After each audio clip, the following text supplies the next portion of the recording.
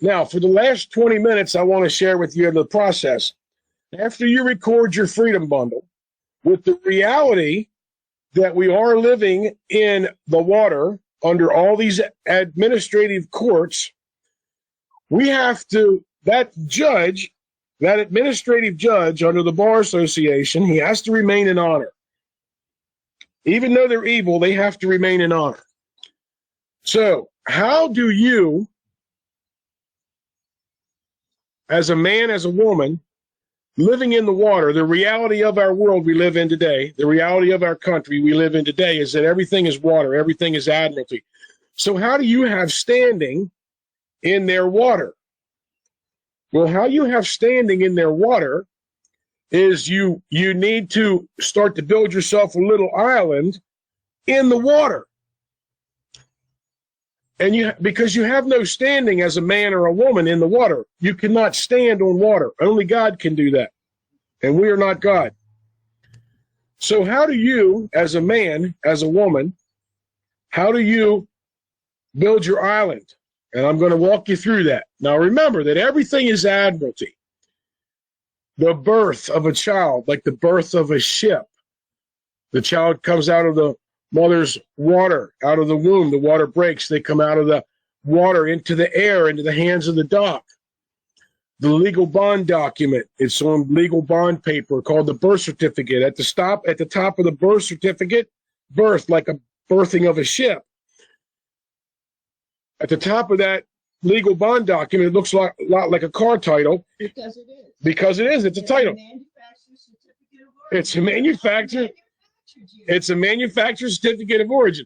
So now, at the very top of it, it says the Commonwealth of Pennsylvania, or the state of Maryland, or the Commonwealth of Virginia. It's at the very top of it. Now, if you go get your car title, it says the same thing on the top of your car title. And guess what? You don't own either one of them. The one is a vessel, and the other isn't an automobile that you turned into a motor vehicle. A motor vehicle is under their code statutes and ordinances.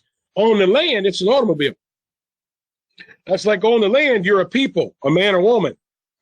Under code statutes and ordinances, under legal fiction, you're a person, a personification, a vessel, if you don't change your status. Okay, so you go through all this work and you send your affidavit of truth repudiation off and you send it off to the Secretary of State for the United States. It goes 21 days after they receive it, and on day 22, you can record it along with the other documents that are in your Freedom Bundle. And after you have your affidavit of truth and repudiation, which includes a declaration. There's a section in there where it includes a declaration of non-corporate status. And then you have your patent of nativity, which is showing that your bloodline goes back to 1776. If it doesn't, you can do a declaration in lieu of that. Okay? So now you've got one of those two documents, either your declaration, your patent of nativity, or your declaration. So you've got your affidavit, your patent of nativity / declaration, Marcos. Okay, so, and then you've got your proof of service that shows that you served it, right, which is what you put your little green cards on. Well, I got them out of order, okay. But you've got, well, it would be a notice of default judgment. Then you've got your proof of service. Okay, and what else is in it? I can't. The deed of reconveyance. That's right, for the birth certificate. And you put all them together, and they become your Freedom Bundle. Okay, you go and you take that after you put it all together, and you have it properly notarized. People's trying to send me messages, and it's distracting me. Okay, so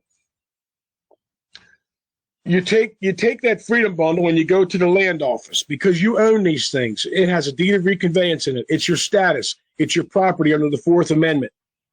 It says right in the Fourth Amendment, your papers. So you take it to record it on the land because you own these documents.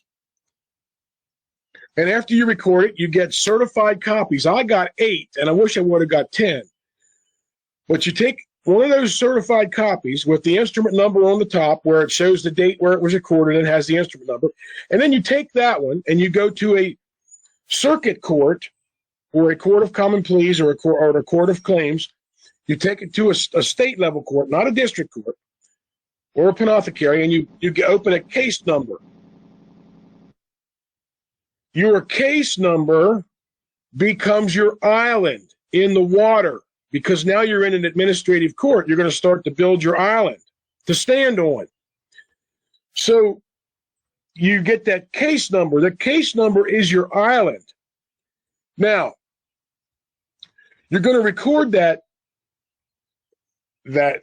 Freedom Bundle, that certified copy of the Freedom Bundle. You're going to record that in the water. You just created an island.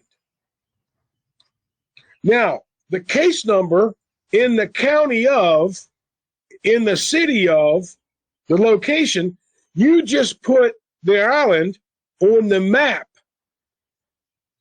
of the water. Now, in order for the judge to dock his ship, because remember, that courtroom is a ship. That's why the judge sits on the upper deck. That's why there's a railing there. You open the railing, you walk into the railing, you close the railing. Now you're on the ship.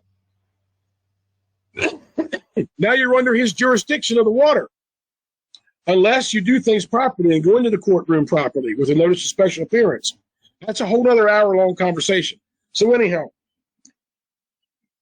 you have to put a dock, you meant, on that island. And that dock you build is your document number 1. You just built an island and you put a dock, you meant, on it. The island is the case number, document number 1. That's your affidavit, your Freedom Bundle. That's your first dock on your island. All right. So now let's say you do your Form 56 and you send that off and you do that affidavit correctly and it's unrebutted. And then you send it off to the Treasury Department and it's unrebutted. And then you have your summary judgment. Okay. That becomes another document. You go and you record it on the land. You take a certified copy and you go back to that same case number. And your island just got a little bit bigger. Now your island just got bigger because you reopened that case number, and now you have to put a second document on that island, and that second document is document number 2. Your island just got bigger. It got so big it needs 2 docks on it. Now let's say you do the same thing. You get your MSO. We actually have some people now, and we've been very successful with it here. We actually have some people now that are doing an affidavit, which is a notice of truth. Or no, it's an affidavit of truth and notice of superior title claim. It's an affidavit of truth and notice of superior title claim. That goes unrebutted. That becomes your MSO. And then you record that at the land office. You take your certified copy, and you take that to the courthouse in the county of, located on street number. That's your island. That's where your island is located. And that case number tells the judge where it can be found, in what county, in what state, in what city, under case number. You just gave him a GPS code for his map, because the judge has a map of the Holy See. And every new island that pops up, the judge must remain in honor. He cannot ignore a new island, because the judge is in charge of the sea. The judge is all-knowing and all-seeing. And the judge is in charge of the sea. He has an oath of office, and he has something called a canon laws. And one of his canon laws is that no judge shall be ignorant of the law. That incompetency of the law is a way for them to get removed from the bench if they're incompetent of the law. So the judge must remain in honor. He must know how many islands are in his water. He's responsible for the Atlantic Ocean. And if an island pops up, he's got to go investigate it. So you just put another document, which is your affidavit of truth, notice of superior title claim. You just put another document on your island. Your island got bigger.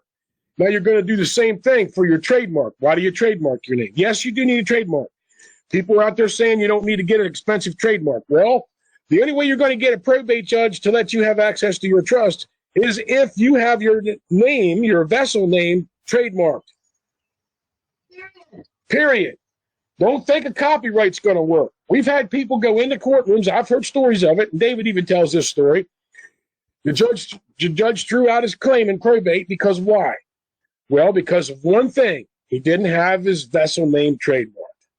He didn't take dominion over the water, commerce.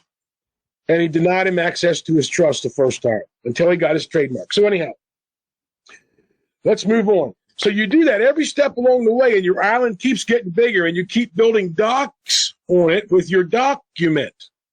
And the judge must remain in order. So now what you've done is all these maxims of law that I was talking about, and the Supreme Court cases I was talking about, and these codes between where I showed you the difference between legal and lawful, that their own codes, they admit there's a difference between legal and lawful. So you're building your own citations. You're building your own settled matters of fact before a court of record. Settled matters of fact before a court of record on the land and on the water. You record them on the land first because you own them, and then you notice the judges, all of them in the entire country, by creating that island and putting documents on it. So the judge must take his ship of the court, his courtroom. He must look up on his little computer when you reference them and you tell him they exist. He must remain in honor. He must recognize a settled matter of fact before the court, and you reference your maxims of law of commerce because he's an administrative judge. He's not a constitutional judge. He's an administrative judge of the water. And you use his own maxims of law against him. And I read the 10 of them to you. So a settled matter of fact, an affidavit with a claim, a remedy. Oh, there's another beautiful maxim of law that goes along. It's actually a sub. It goes underneath and supports one of these maxims of law. And this maxim of law covers both land and water. And this maxim of law is for every harm, there must be a redress. For every trespass, there must be a remedy. Maxim of law. Another maxim of law. If no remedy exists, one must be created.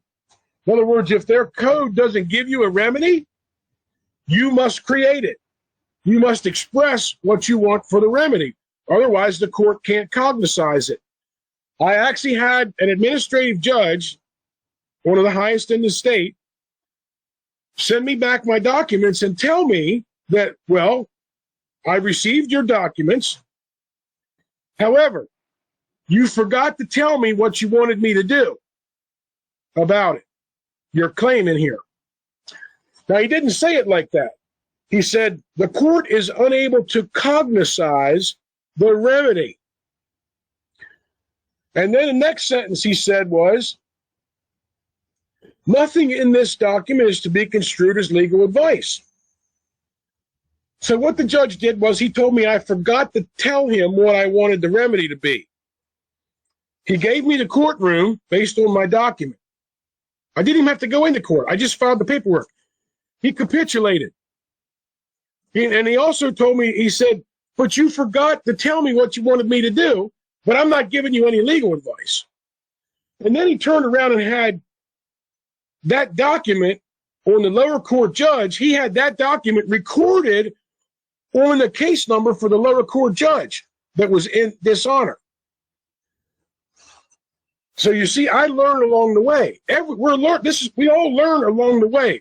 Our training wheels. At that time, my training wheels were still on the bicycle. Well, guess what? Now my training wheels are off the bicycle, and I strapped a V6 Buick engine underneath of my bicycle because I'm ready to go, man. I don't need training wheels anymore.